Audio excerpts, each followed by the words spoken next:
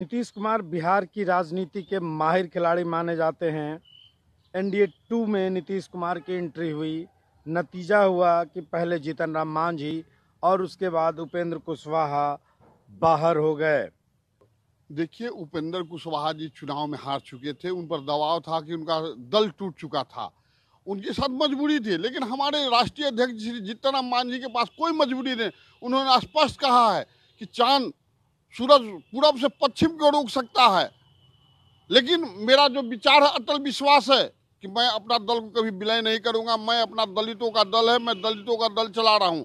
आपने माननीय नीतीश कुमार जी ने शुरू में ही कहा कि आपको विलय करना है, लेकिन हमारे मांझी जी ने कहा कि नहीं, मैं विलय नहीं कर सकता हूं, मैं आपका एक सहयोगी बन सकता हूं। और सहयोगी के रूप में आज हम लोग एनडीए गठबंधन में आए हैं, एनडीए गठबंधन में रहेंगे। जब तक सहयोग मिलते रहेगा, जब तक मान सम्मान मिलते रहेगा, हमारे मांझी जी उनके साथ एक कदम से कदम मिला के चले। जिस दिन होगा कि दलितों पर अत्याचार हो रहा है, बिहार में विकास की कमी हो रही है, उस दिन हमारे मांझी जी कभी कतई बर्दाश्त करने वाले नहीं है।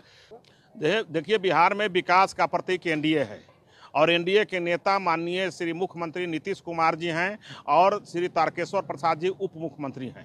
तो एनडीए विकास का प्रतीक है और महागठबंधन जो है बिहार को आप देख रहे हैं कि कहां पर झूठ टूट और लूट का गठबंधन है, जिस पर कतई विश्वास नहीं किया जा सकता है। तो हर एक अच्छे आदमी विकास की ओर, विश्वास की ओर अपने आप को समर्पित करता है। क्या लोजपा भी ऐसा कर सकती है?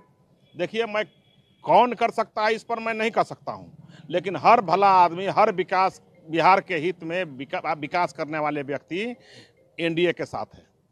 बिहार विधानसभा चुनाव में मात खाने के बाद नीतीश कुमार ने राजनीतिक जानी दुश्मनों को गले लगाना शुरू कर दिया है। उपेंद्र कुशवाहा को पहले तो पार्टी में लाया और उसके बाद पद से भी नवाजा। देखिए, उपेंद्र कुशवाहा जी की पार्टी का मर्जर जेडीयू में हुआ या मांझी जी ने अलग पार्टी बनाई और अब वो नीतीश कुमार जी के नेतृत्व में एनडीए को समर्थन देते हैं। तो दोनों नेताओं की आपने चर्चा की है, उनकी जो कार्यशैली रही है नीतीश कुमार जी के साथ बहुत स्वाभाविक रही है। इन सभी नेताओं ने एक ही धरे की राजनीति लंबे समय तक की है। नीतीश कुमार जी के साथ इन्हें काम करने का लंबा अनुभव मिला है, तो इनका जो मर्जर हुआ है वो बहुत स्वाभाविक है, कोई अस्वाभाविक नहीं। और जहां तक आपने सवाल पूछा लोजपा का, तो लोजपा जैसी कोई पार्टी आने वाले समय में बिहार में एग्जिस्ट करेगी कि नहीं करेगी, इस पर भी एक बड़ा क्वेश्चन मार्क है। उसके नेता और कार्यकर्ता लगातार अन्य पार्टियों में जा रहे हैं, क्योंकि उन लोगों को दिख रहा है कि उनके राजनीतिक अस्तित्व पर अब संकट मंडरा रहा है।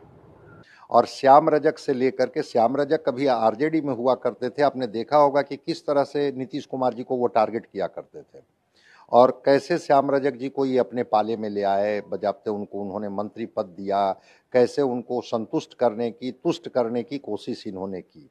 अशोक चौधरी जो कभी कांग्रेस के एक बड़े चेहरे थे, कांग्रेस पार्टी ने उनको बजाते अध्यक्ष की जिम्मेवारी दी थी, कैसे अशोक चौधरी को ये अपने पाले में लाते हैं। कैसे अशोक चौधरी को भी अगर आप देखे होंगे तो कैसे वो सीधे सीधे वो सीएम को वो शुरू में टारगेट करते थे। तो लगा कि एक मुखर चेहरा है, एक बड़ा चेहरा है, इसकी एक अपनी जमीनी पकड़ है, तो चलो इनको अपने पाले में ले आए। फिर इधर उपेंद्र कुशवाहा जो सीधे सीधे इनको टारगेट कर रहे थे, चाहे वो लोकसभा का चुनाव हो, राज्यसभा का चुनाव हो, विधानसभा का चुनाव हो, तो ये समझते हुए भी वो मुखर थे नीतीश कुमार के खिलाफ उपेंद्र कुशवाहा, तो इन्होंने उन पर भी अपना डोरा डालना शुरू किया और धीरे धीरे करके उनको अपने पाले में लाया। नागमणि और नागमणि की पत्नी जी को देखिए, उनको अपने पाले में लाने के लिए इन्होंने कितनी कोशिश की और उनको अपने पाले में लाया। लाने के बाद कौन कितने पद से संतुष्ट होंगे, असंतुष्ट होंगे, वो बात की चीज़ है। लेकिन ये जीतन राम मांझी को देख लीजिए, जो जीतन राम मांझी कहते थे कि मैं किसी भी कीमत पर अब नीतीश कुमार के साथ मैं नहीं लौटूंगा, वो नीतीश कुमार जिन्होंने हमें मुख्यमंत्री पद तो बनाया, लेकिन एक रबर स्टाम्प मुख्यमंत्री के तौर पर मुझे देखना चाहते थे। वो मुझसे वही अपेक्षा करते थे जो वो चाहते थे। और वो मांझी जी भी जब इनको टारगेट करने लगे तो धीरे धीरे धीरे मांझी जी को भी अपने पाले में लाए। और मांझी जी को चाहते हैं कि हमारी पार्टी में विलय हो जाए। मांझी अभी स्वीकार नहीं कर रहे हैं, या कल का क्या कौन सी परिस्थिति होगी मैं नहीं कह सकता हूँ। तो जो भी मुखर चेहरा होता है, उस मुखर चेहरा को अपने पार्टी में ये लाने की भरपूर कोशिश करते हैं, पार्टी में ले भी आते हैं। और उनको चूंकि ये सत्ता में है लगातार 15-16 वर्षों से, मुख्यमंत्री की कुर्सी इनके पास है, इसलिए लोगों को अपील भी करता है। जब उनको तरह तरह का उनको प्रलोभन देते हैं, आपको एमएलसी के माध्यम से मंत्री बना देंगे, आपको हम राज्यसभा में भेज देंगे, लोकसभा के आप हमारे कैंडिडेट होंगे, और कई नेताओं को तो यहाँ तक कह देते हैं कि अब क्या, मैंने तो अपनी पारी खेल ली है, अगली जिम्मेवारी तो आप ही को संभालनी है। प्रशांत किशोर को भी लाए थे। प्रशांत किशोर जी को भी यही समझा करके लाए थे कि बिहार आप ही को देखना है, बिहार आप ही को संभालना है। तो इस तरह की चीज़ों को ये नीतीश कुमार करते हैं, और मैं तो मानता हूं कि ये पॉलिटिकल इनकी डिप्लोमेसी है। ये डिप्लोमेसी के बड़े ही माहिर खिलाड़ी हैं, जो लोगों को कैसे कौन व्यक्ति जो राजनीति में थोड़ी अपनी ज़मीन का विस्तार कर रहा है और उसको कैसे अपने खेमे में ले आया जाए, इस मामले में मैं तो मानता हूं कि बड़ा ही चतुर खिलाड़ी हैं इस राजनीति के नीतीश कुमार, कि कैसे मुखर आवाज़ को मंद भी कर दिया जाए और कैसे जो उनकी ताकत कहीं है, जिस ताकत के बदौलत वो खुद बोलते हैं और हम पर अटैक करते हैं, उस ताकत को जदयू के खेमे के साथ जोड़ दिया जाए। बिहार की राजनीति में नीतीश कुमार बाउंस बैक करने के लिए माहिर खिलाड़ी माने जाते हैं। विधानसभा चुनाव में शिकस्त मिलने के बाद सीएम नीतीश कुमार की नज़रें छोटे दलों पर थी।